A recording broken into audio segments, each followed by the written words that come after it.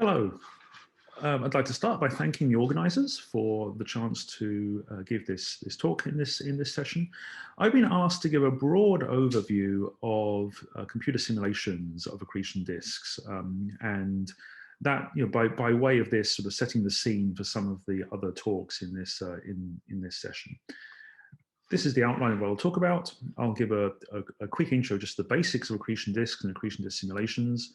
And then give some updates from the cutting edge. So talk about general relativistic simulations of accretion disks around black holes, talk about some of the recent work on radiation transfer and radiation physics, and then some of the work that's relevant to protoplanetary accretion disks or the outer regions of compact object accretion disks. Some interesting work on the partial ionization effects. This is an enormous topic with a large number of people working in it. It's impossible to give an exhaustive review of this. So I will really just be showing you representative examples from the work that's done. And I apologize ahead of time to all the large number of people who have done great work, but won't get a mention in this talk. I then want to, after this, talk about one particular topic that's been a focus of mine in recent years, which is using simulations as a tool for understanding the aperiodic variability that is generic in accreting systems. And I want to, in particular, show how the MHD dynamo ends up being quite important for understanding the nature of aperiodic variability. I want to then address the question of large-scale magnetic fields in accretion disks. This turns out to be a particularly important topic, especially for black hole disks, but maybe for many disks. And talk about the origin of large-scale field, both in real accretion disks, but also in simulated accretion disks, and talk about dynamos, but then also the need to redefine what we mean by a global simulation. And you'll see what I mean by that in a little bit later. And then just briefly, I'll talk about the turbulence itself. A take-home message from this talk is that simulations are a very powerful tool for studying accretion disk physics, but simulated accretion disks are not the same as real accretion disks. We must be discerning consumers of this theory when we want to take simulated disks and think about what it means for the real accretion disks that we may be observing. And so you'll see the origin of some of those comments and hopefully get some sense of what you can take away from these models when you're thinking about real systems. Okay, so for newcomers to the field, let me just give you a very quick rundown on accretion disk physics and why simulations are so important for understanding accretion disks. So of course, accretion disks are rotationally supported flows of matter around compact objects. And the idea is that a particular element of matter in orbit around, say, a black hole here, is flowing inwards, it's accreting onto the central object. In order to do that, however, it has to lose angular momentum. In order to fall inwards. And so angular momentum can be transported outwards through the flow. The orbiting material close in can give up its angular momentum to material that's further out. So that's a dissipative process. Or angular momentum can actually be carried away in a wind or a jet, and that can actually happen in a dissipation-free way. Much of the conversation in accretion disk physics, and especially much of the conversation in the simulation world, is actually more looking at the internal transport mechanisms of angular momentum. But do keep in mind that you can actually drive accretion itself through wind or jet, the angular momentum loss in a wind or a jet. Now, the physics of this is broadly quite well defined. We know how to write down equations of magnetohydrodynamics, so the fluid dynamics of magnetized fluid. We know how to deal with gravity. You can, in non-relativistic systems, have a simple Newtonian approach, or we can use a general relativistic approach. Broadly, we can also characterize what are called finite mean free path effects in gas, so viscosity, resistivity, conduction. We can characterize partialization effects, Hall effect, ambipolar diffusion, ohmic dissipation, and we can characterize radiation transport and dynamics. So the basic physics is broadly well defined. However, the way this physics plays out is highly nonlinear. There's instabilities abound in these systems, instabilities interact, they saturate, and at the very heart of accretion disk physics, and almost certainly the very heart of angular momentum transport, is turbulence, which is, at some level, the ultimate nonlinear problem. So in order to try to understand this from first principles, computational MHD is really the key tool for progress. To give you a feel for how this works in sort of a very vanilla setting, this is just a simulated disk that I ran a few years ago.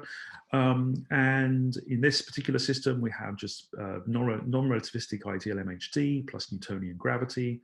I've got an ad hoc cooling term in there to maintain a relatively thin disk, a disk with an aspect ratio, an H/R of 0.1. For the initial conditions, we just have a smooth Keplerian flow, so initially in an equilibrium flow, and I put little weak loops of magnetic field in. So here the magnetic field magnetic field strength is contoured by these little red contours. The rest of this is our isodensity contours. This is a density rendering, you see.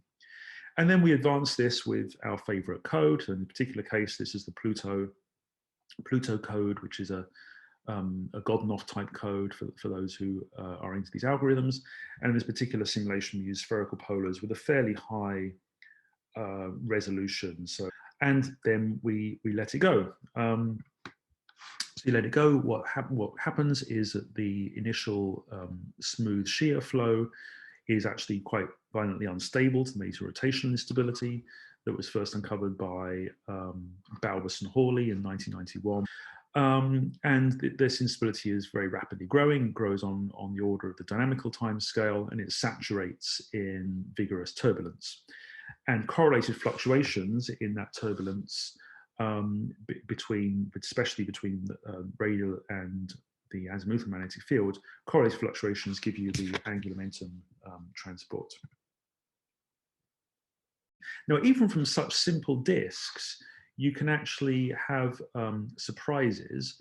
So, for example, if we take this disk, if we take a cut at some particular radius, and make a space-time diagram of the strength of the toroidal magnetic field as a function of time, then you get patterns that look like this. So this is from a paper by Drew Hogg, who's a former student of mine at the University of Maryland. And this is for different disk thicknesses. And especially if you look at these thinner disks, you see this remarkable pattern of, sort of butterfly pattern type effect, where as a function of time, you find these quasi-periodic expulsions of toroidal field with alternating signs away from the midplane of the disk. So you get these expulsions away from the midplane of the disk. And the typical kind of period here is of order 10 times the orbital period. So relatively slow processes ticking along. And this is entirely an emergent phenomenon from the turbulence. So there's nothing in the input simulation that told you that you should get this kind of quasi-periodic dynamo cycles appearing. So it's just one example of the kind of nice thing you can uncover from these simulations, and you can start to sort of look back at this with fundamental theory, for example, mean field dynamo theory. So let's now just discuss some of the highlights from the simulation work. And then just to stress again, this is a huge field, and I'm just going to be showing you just a few representative examples of recent advances, and apologize again to all those people whose work I won't be able to mention. So starting with black holes and general relativistic MHD, codes capable of doing GRMHD, at least at a decent speed and resolution, have been available since the early 2000s, and there's been much advances on them since that point, making them faster and more capable and more accurate. Just to give you a few examples of some of the piece of physics we've been able to capture here. One of the basic ideas for how relativistic jets are powered is that they're powered from a black hole spin. That if you have magnetic fields that are threading a spinning black hole, you can get energy extraction from the Blamford-Naik effect. That we can now capture that in simulations. So this is some work from Liska et al. in 2018. But in fact, we've been able to show that we can capture the Blamford-Naik effect is at work in these simulations, even back in the early days of GRMHD. Something else we can look at is what happens when you have accretion onto a misaligned black hole. So a black hole whose spin axis is not aligned with that of the larger scale flow. And of course, there's theoretical work back in the 70s showing that, or suggesting that, disks would warp in response to misaligned accretion. And there's a lot of theory about how that can work. We are now starting to capture that numerically. So again, this is from slightly more recent work by Matthew Liska, showing misaligned accretion onto a rapidly spinning Kerr black hole, and you again get these disk warps. Interesting in this work, you find disk warp is extremely small, that the warp radius is really only a few gravitational radii, whereas the Barton-Pedersen theory would suggest it's much further out. So that's an example of the kind of things that need further study. And then probably the most dramatic advances in this world have been, and a huge amount of effort has gone into understanding relatively inefficient accretion flows and forming a theoretical basis for black hole imaging studies, in particular the Event Horizon Telescope studies. So the Event Horizon Telescope analysis was actually based upon a huge library of GRMHD models that were computed. And you find, for example, large numbers of those models for the M87 black hole suggest that the observed emission will be dominated by emission that's coming from the photon ring, essentially a lensing effect. And indeed, that's what we believe we're seeing in principally seeing in the EHT image. Moving on from GR to the topic of radiation, which has been probably a more recent focus of much of this community. We now have accurate methods for radiation transfer, radiation transport in these codes, and we can also capture the dynamical effects of radiation pressure, and the radiation forces on the gas. And this lets us perform first principles calculations of super Eddington systems. So, for example, this is from work by Yan-Wei Zhang, and showing about an accretion distance about 10 times the Eddington limit. And you can look in detail at how the radiation flows are occurring in this. There's radiation trapping in the very central region. You also find an appreciable amount of the vertical transport of energy, the actual transport of energy out of the disk itself, is due to photon advection, is due to the vection of radiation out of the disk. Radiation is not only important for these super Eddington disks. Radiation is actually also very important in many sub-Eddington accretion disks. One of the classic theoretical issues in AGN accretion disk work has been the notion that Shkuro-Seniev theory would tell you that AGN accretion disks are very radiation dominated, even though they're geometrically thin. And that the analytic theory would tell you that such disks are actually quite violently thermally unstable. So this you can now look at with these new simulation capabilities, and this is some recent work again by Yan-Wei showing that in sub-Eddington radiation-dominated accretion disks with AGM parameters, you find they are indeed thermally stable. And what happens is that the disk is supported appreciably by magnetic pressure, which is an unexpected result, and that's stabilizing the disk. Now I'll come back and talk about these particular models later because I think there's interesting issues at play.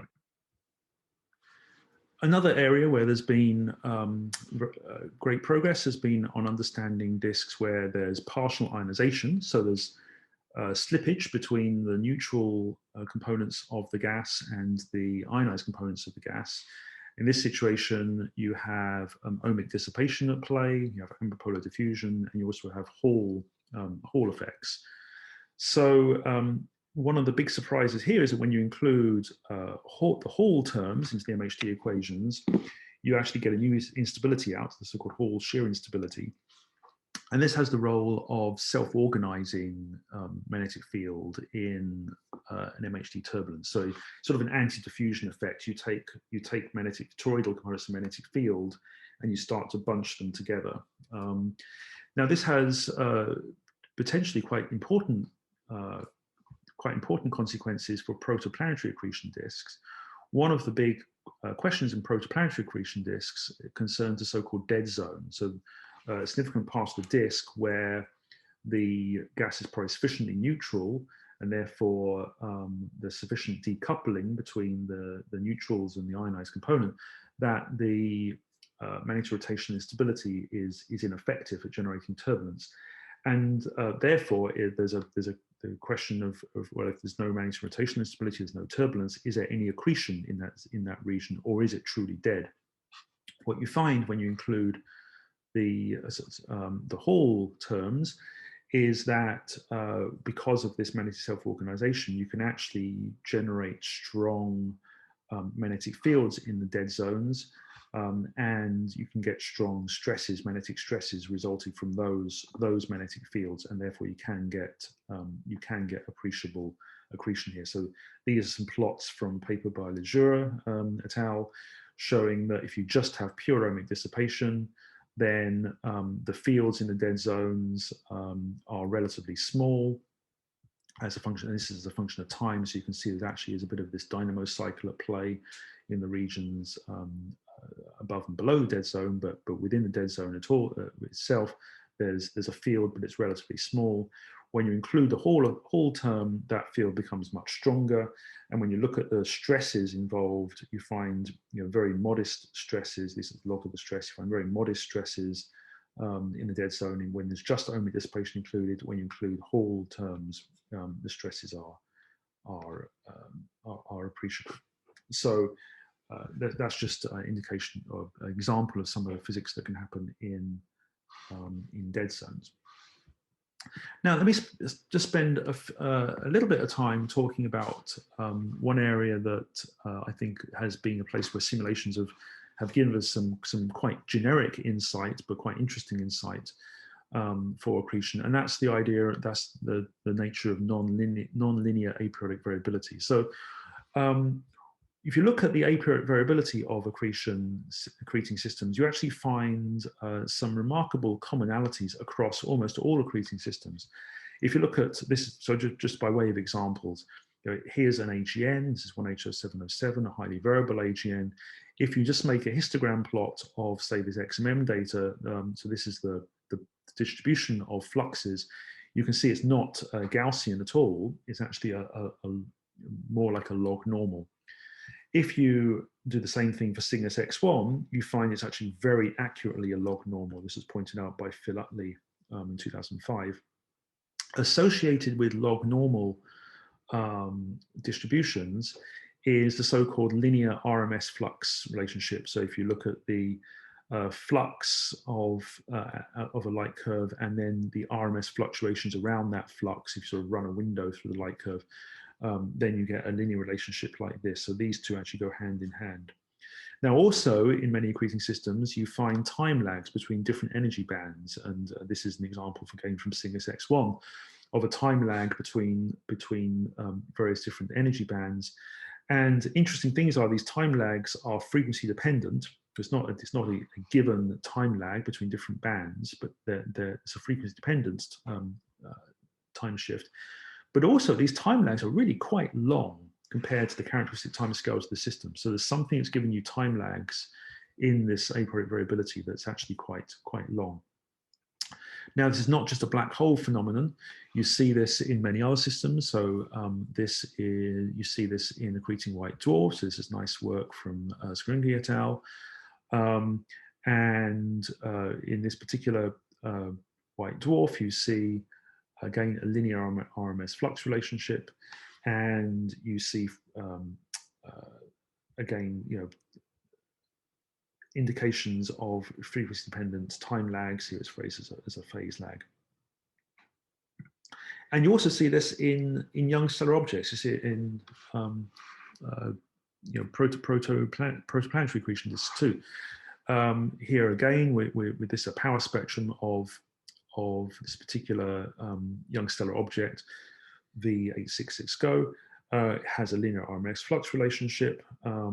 And a power spectrum that looks very much like the kind of power spectrum you see in black hole systems. So you find this very generic behavior in these accreting black hole systems, and so this suggests it's not the physics of GR or the physics of radiation or the physics of antipolar diffusion that's doing it. It's something much more generic.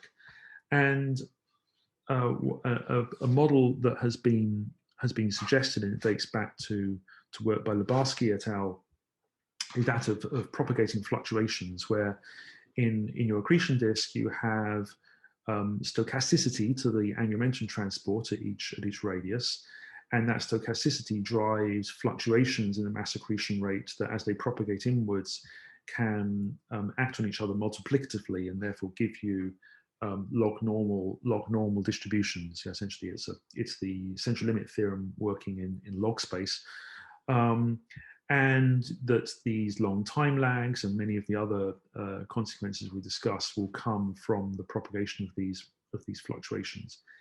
Now, you can capture this. You should be able to capture this at least in a fairly vanilla MHD model. If MHD turbulence is the one common piece of physics that runs through this whole set of systems.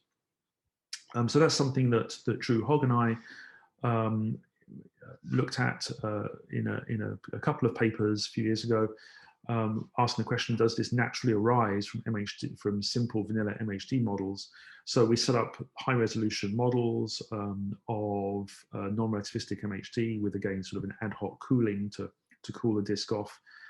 We were thinking, particularly thinking about black hole systems. So we actually used pseudo-Newtonian potential. So there was an innermost stable circular orbit in that. So that's what defines this inner edge here. And then we integrated these models, and lo and behold, we find that we actually can reproduce many of the things that we see in real data. So this is our, I put luminosity in quotes because we don't have real radiations code, but we can calculate how much dissipation is going on in the gas. So our luminosity has, looks like something you wouldn't think twice if you got off a telescope. It has a log normal behavior to it. We have a linear RMS flux relationship, and we have power spectra that look quite reasonable, quite realistic.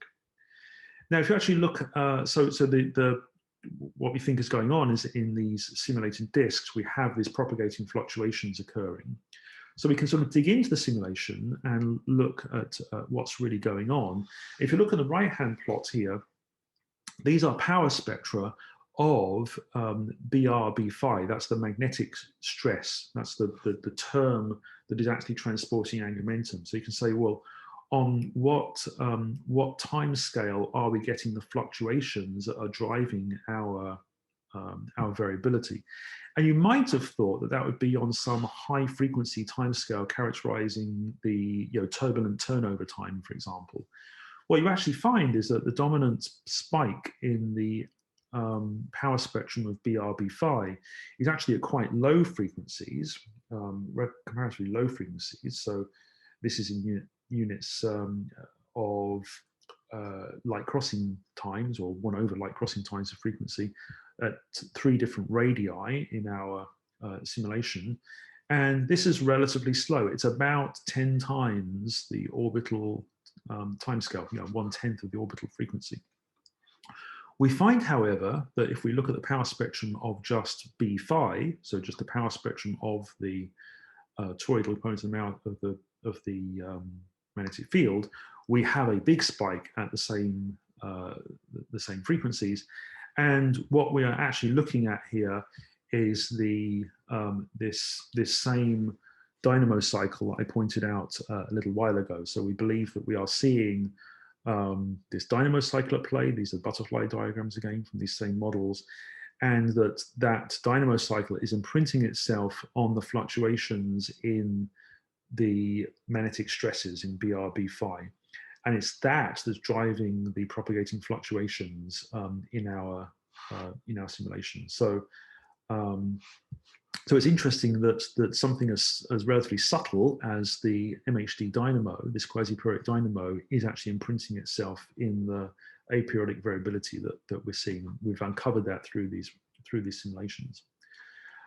Just briefly to say that you can then take these simulations, take such a result, and you can put it into reduced models. So this is showing you some very recent work by my student in Cambridge, Sam Turner, and this is building upon previous work by Phil Copperworth and myself in 2014. So what we can do is we can take the simple diffusion equation for a geometrically thin accretion disk. This is dates back to, again, Shakura Suniev and Jim Pringle from the early 80s. And the viscosity here, which is this new component here, we can describe with the standard alpha parameterization, but then we can make alpha a stochastic parameter. And we can do this, for example, by taking, adding a small stochastic piece. This beta is a stochastic parameter. We can add that and have something that's fluctuating symmetrically around a particular alpha, or we can say that alpha is equal to alpha naught times e to the stochastic parameter. It turns out it doesn't actually matter what you do there, and then you can make beta vary as according to a damped random walk. It's a simple model, which means you can compute it very quickly, which means you can integrate disks that have a large dynamic range, and you can integrate them for a very long time. So in Sam's work, he's been integrating for 10 to the 8 dynamical timescales, which is much, much longer than you could ever integrate out an MHD model. And again, you can find that you have log normal behavior. You can characterize the frequency-dependent time lags and the power spectra. And one interesting thing that's come from this work is that we find breaks in our power spectra that are tied to the driving time scale of the fluctuations, and we can actually characterize the break frequency as a function of both scale height of the disk, relatively weakly dependent upon scale height of the disk, but also it's quite strongly dependent upon the driving time scale of the fluctuations. So that's just an example of how you can take a reduced model and start to match this to some of the results of simulations, because the simulations tell us that the drive time scale of the propagating fluctuations is about 10 times the dynamical time scale, if it is indeed this dynamo that's driving it. So moving on, I want to talk about one topic that's been particularly important for the accretionist community, and especially the black hole disk community, which has been the topic of large-scale magnetic field. Now, an extreme manifestation of this are the so-called magnetically arrested disks. So in this particular models I'm showing here from Marco Vera, we can start off with a system where we have an accretion disk, in our initial conditions, an accretion disk threaded by a pretty strong magnetic field. And then you let it go, and what happens is the magnetic field accretes inwards, very strong bundle of field that threads the black hole. Threading the rest of the disk, the field also builds up, and it gets into a state where the MRI is now marginally stabilized, and you have sort of a magnetically choked system. There's as much magnetic field as you could possibly put onto the black hole without it starting to force its way back off. So these are magnetically arrested accretion. And in this work, we see that even if you start off with a system that isn't formally in this magnetically arrested accretion phase, or the so-called MAD state, then it actually builds up to the point where it becomes MAD. And this was demonstrated very nicely by Sasha Zhkovskoy back in 2011, where you can see that even if you start off with a system where there's no field threading the black hole, but you have large-scale field outside, then as you let it go, the disk will form this mad state, this magnetically arrested disk state. So now, however, this is very much a consequence of the initial conditions here, that you're putting in large-scale field, and in this case at large radius, but you've still got a lot of magnetic flux you're putting in, and that's accreting onto the black hole. Very central tenet to these codes is that they conserve the variables they should conserve, and in particular, they conserve magnetic flux. So, modulo what's happening at the boundaries.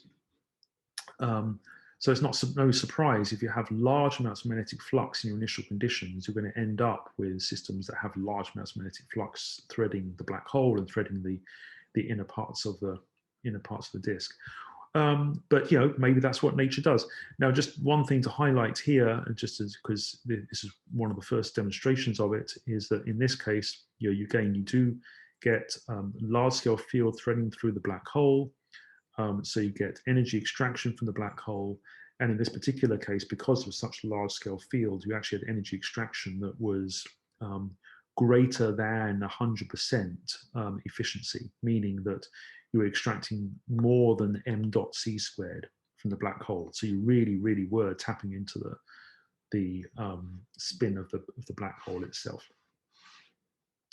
Another example of dependence on initial conditions, and this I think demonstrates really quite how subtle the magnetic initial conditions are in these simulations, is from the nice work by Yanfei Zhang, and these are the sub-Eddington AGN disk models that I've already discussed before. So Yanfei presents two models, one that's accreting at 7% of Eddington, the Eddington limit, and one that's accreting at 20% of the Eddington limit. But the interesting thing is that the only difference between these two models is actually in the initial condition of the magnetic field. In one of them, your magnetic field is, in the initial condition, you have a big loop of magnetic field that is threading the initial torus of gas that accretes down to form this disk. And in the other one, you have two loops. You have sort of two opposite loops. So in the first case, you form something that has a bit of a sort of dipolar-like structure once you've accreted the loops in and threaded the hole. And in the second case, you have something that's got more of a quadrupolar-like structure. And you can see that surviving through to the eventual structures you get. So you can see different field geometries in these two different cases that are long-lived remnants of the initial conditions of the simulations, and that feeds through into different vertical disk structures, different role of magnetic pressure in the two different disks, different observables for example, the variability of the disk. So it actually is quite important. So that brings us to the question of what is the origin of the large-scale magnetic field in real accretion disks, and then we can hope to try to capture it in simulated disks.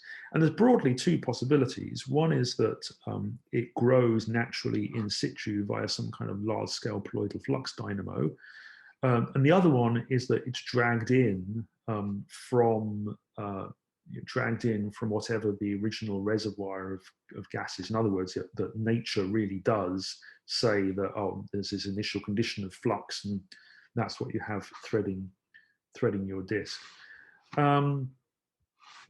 In terms of the dynamo, there's been some nice work recently by again by Matthew Liska, showing that, and again I've shown this plot before, but now I'm going to show it for a different reason, because in this particular run using a GRMHD code, they found that they do indeed start to get growth of a large-scale magnetic field in the simulation that they attribute to the action of an alpha omega dynamo that's at work here. And it's that large-scale field that's threading the black hole and giving you the jet. The initial conditions here unlike, for example, those MAD disks I was showing you just a little while ago, initial conditions here had the field entirely in the toroidal direction, so sort of pointing into the screen, and then you naturally start to grow this large-scale poloidal field. Digging further into the physics of this and how robust is that in the codes, that's going to be quite an important set of work for the future for people in this field.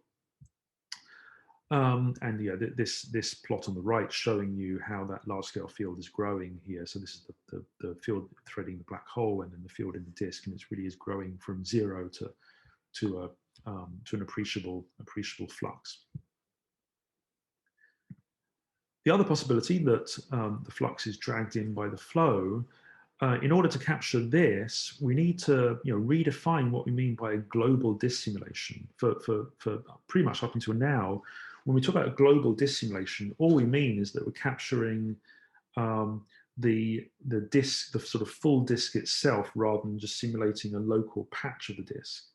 But now, if we have to capture the magnetic flux dragged in from whatever the origin of the flow is, we need to actually capture what the fuel source is, not just the disk. And so there's been some nice work recently on this in a couple of different settings, and just to highlight a couple of different settings.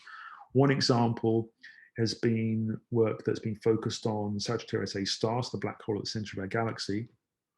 And here, this black hole is believed to be fed from the stellar winds of the central star cluster.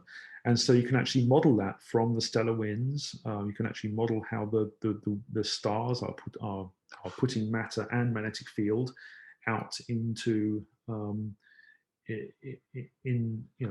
putting it out into the space.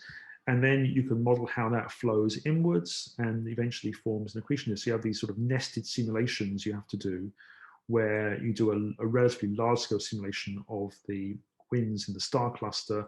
That then forms the initial condition for some sort of Bondi flow kind of analysis, and then that forms initial conditions for a true GR MHD simulation.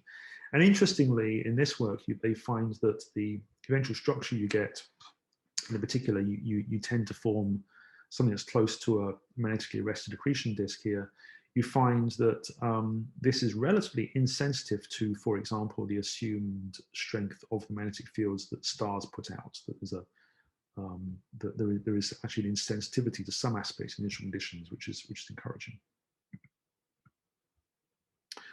So another setting where we can redefine what we mean by global is to look at compact binaries. And in recent nice work by Priyanka and Stone, they've performed MHD runs that go all the way from the Roche lobe down to the central object.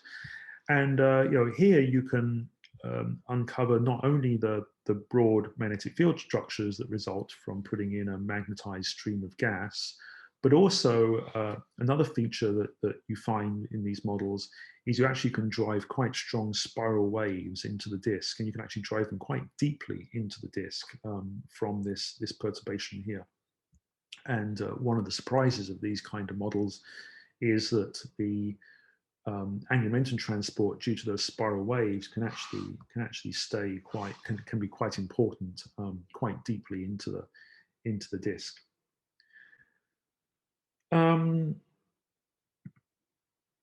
Okay, so sort of final topic I just want to touch upon is, I've been talking as if MHD turbulence is an easy thing to capture once you have all the other physics right. But of course, there's a whole community out there that just worries about the physics of turbulence itself. And it is important to recognize that when we say we're capturing turbulence in the computer, we really are capturing a sort of a poor shadow of it. And one way to think about that is in terms of some of the classic dimensionless numbers that are at play here. So one is that the Reynolds number, which is sort of the ratio of inertial forces to viscous forces in a computer, because we have to impose a grid and there's numerical viscosity associated with that grid. There are limits to the Reynolds number, even if you don't have viscosity explicitly included in your equations. So you know, I've put 10 to the 4 there as a reasonable limit for what you could actually capture in the computer. Nature can go all the way up to extremely high numbers. You know, in accretion disk, it can go up to 10 to the 12 or higher. Another important dimensionless number is the ratio of viscosity to resistivity in a disk. So this is essentially the ratio of in your turbulence, what is the scale on which you're dissipating the velocities viscously versus the scale at which you're dissipating your magnetic fields resistively. And again, in a computer, there's actually a relatively limited range that we can effectively capture here. We can capture maybe an order of magnitude around unity, principally because of resolution difficulties of having to capture multiple scales in a turbulent run. Nature can have everything from very small numbers up to very large numbers in this. And that might change the basic structure of the turbulence. And there's been some suggestions by Potter and Balbus that this could give you a dependence of the angular momentum transport on this so-called Prandtl number, on this ratio of viscosity to resistivity. And if you have a strong dependence of angular momentum transport on Prandtl number, that can drive thermal instability, it can drive limit cycles in the disk, it can actually be quite important at the 0th order level for the disk.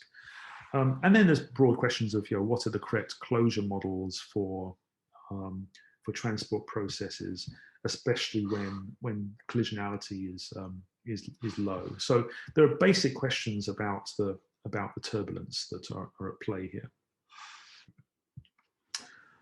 Okay, so let's draw things to a close. Hopefully I've convinced you that simulation tools are invaluable for disk studies, and there's been tremendous progress on many fronts: relativistic MHD, radiation, partially ionized disks and protoplanetary disks, and on the basic nature of turbulence itself.